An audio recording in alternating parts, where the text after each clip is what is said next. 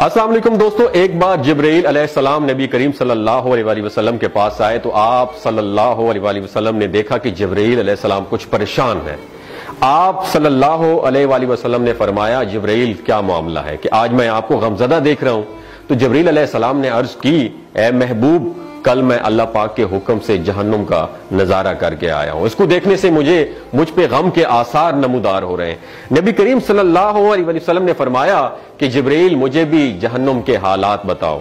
جبرائیل نے عرض کی، جہنم کے کل 7 درجے ہیں اور ان میں سے جو سب سے نیچے والا درجہ ہے اللہ ان میں منافقوں کو رکھے گا، اس سے اوپر والے 6 درجے میں اللہ تعالیٰ مشرک لوگوں کو ڈالیں گے، اس سے اوپر 5ویں درجے میں اللہ سورج اور چاند کی پرستش کرنے والوں کو، عبادت کرنے والوں کو ڈالیں گے، 4تھے درجے میں اللہ پاک آتش پرست لوگوں کو ڈالیں گے، اور 3رے درجے میں اللہ پاک یہود کو ڈالیں گے، 2 درجے میں اللہ تعالیٰ عیسائیوں کو ڈالیں گے۔ یہ کہہ کر جبرائیل علیہ السلام خاموش ہو گئے تو نبی کریم صلی اللہ علیہ وسلم نے پوچھا، جبرائیل آپ خاموش کیوں ہو گئے؟ مجھے بتاؤ کہ پہلے درجے میں کون ہوگا؟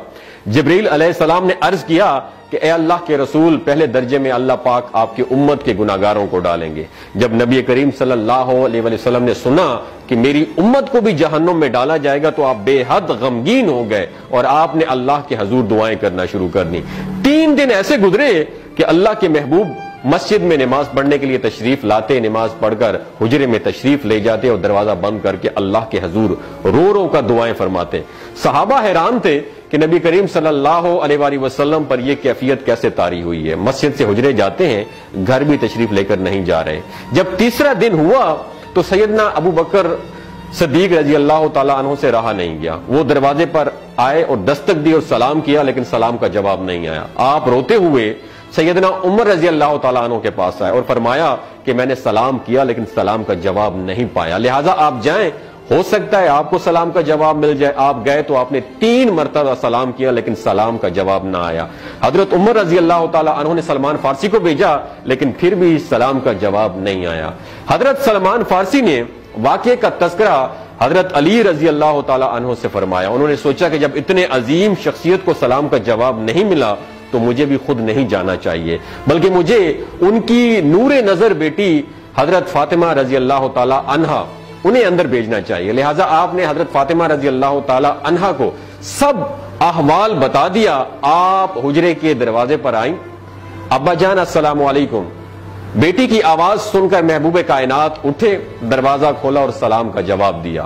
ابا جان، یہ آپ پر کیا کیفیت ہے کہ 3 دن سے آپ یہاں پہ تشریف فرما ہے؟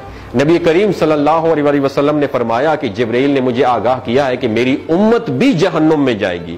فاطمہ بیٹی، مجھے اپنی امت کے گناہگاروں کا غم کھائے جا رہا ہے اور میں اپنے مالک سے دعائیں کر رہا ہوں کہ اللہ ان کو معاف کر دے اور جہنم سے بری کر دے۔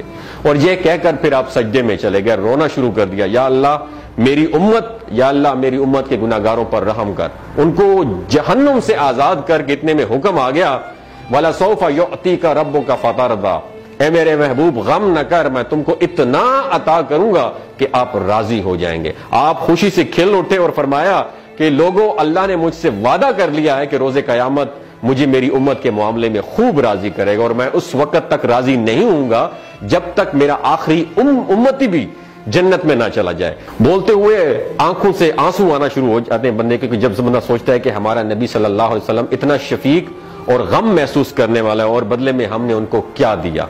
آپ کا 1 سیکنڈ اس ویڈیو کو دوسرے لوگوں تک پہنچانے کا سورس ہے۔ میری آپ سے عاجزانہ اپیل ہے کہ لا حاصل اور بے مقصد پوسٹیں ہم شیئر کرتے رہتے ہیں، لیکن آج اپنے نبی کی رحمت کا یہ پہلو کہیں ہم سے مس نہ ہو جائے۔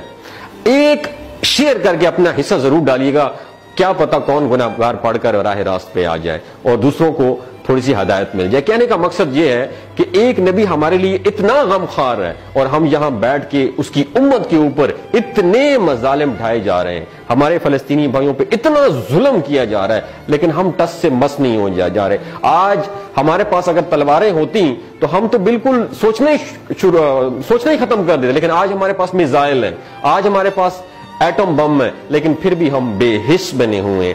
اللہ تعالیٰ ہمیں ہدایت نصیب فرمائے، اللہ تعالیٰ ہمارے لیے آسانیاں پیدا فرمائے اور اللہ تعالیٰ ہمیں نیک کام کرنے کی توفیق عطا